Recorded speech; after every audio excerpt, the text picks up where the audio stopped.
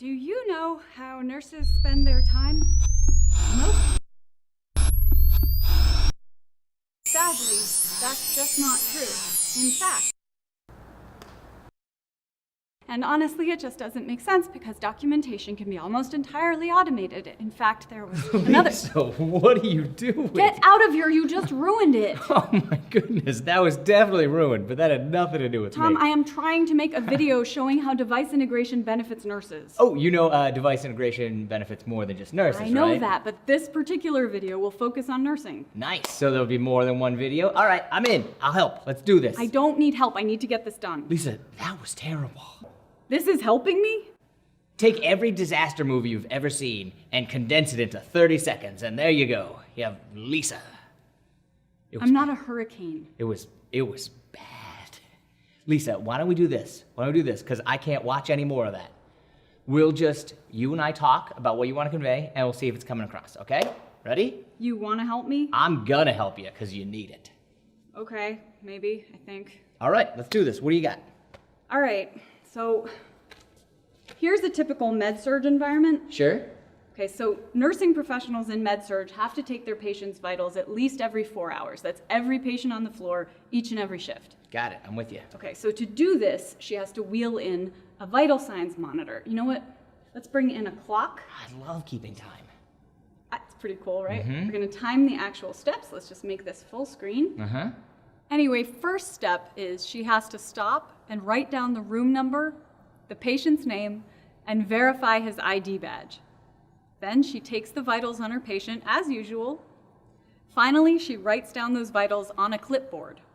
Okay, when does she enter those vitals into the EMR? Good question. Typically, she'd finish taking the vitals for all her patients, writing each down for all the patients. Then, when done, she'll need to key the vitals into a computer. Although before she gets to this step, she's often interrupted with real nursing work, such as call lights, bathroom care, breakfast trays, repositioning patients, you know. Okay, yep.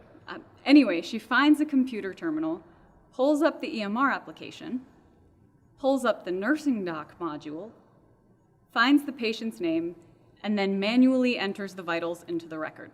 For each patient? Wait, how many patients? Well, on average, 6 to 8, but sometimes as many as 12. Now look at the clock. Oh. On average, this process takes at least 5 minutes to complete per patient per charting interval. Okay, so using my Lisa math, Oh, nice. 40 minutes. 40 minutes? Yeah, 40 minutes at least every 4 hours, sometimes more, depending on the acuity of her patients. All right, that's a lot of time.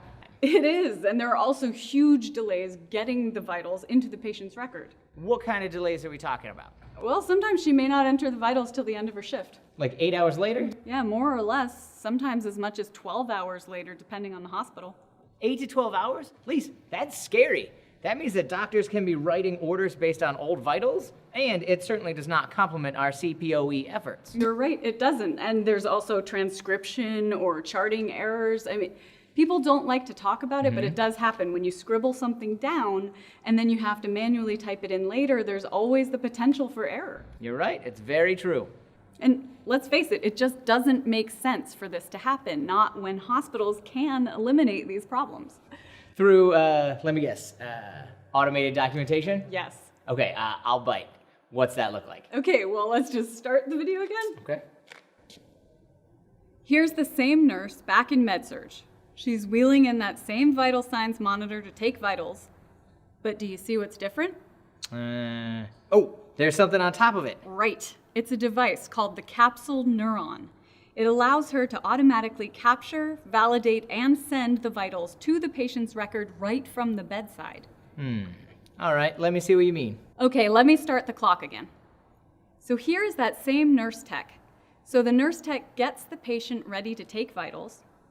She scans his wristband to associate him to the capsule neuron, and she takes his vitals with the vital signs monitor, just like she did before. I see that, yeah. Notice, however, that she isn't having to write anything down.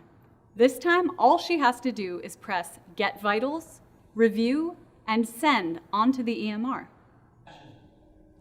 In less than 3 minutes, the patient's vitals are captured, validated, and sent right to the patient's record. All right, so you mean that they're sent right from the bedside? Yeah, it's great, isn't it? There's no need to go over to a mobile cart to enter them. She's done and can just move on to her next patient. All right, I'm not gonna lie to you, that's pretty cool. Right?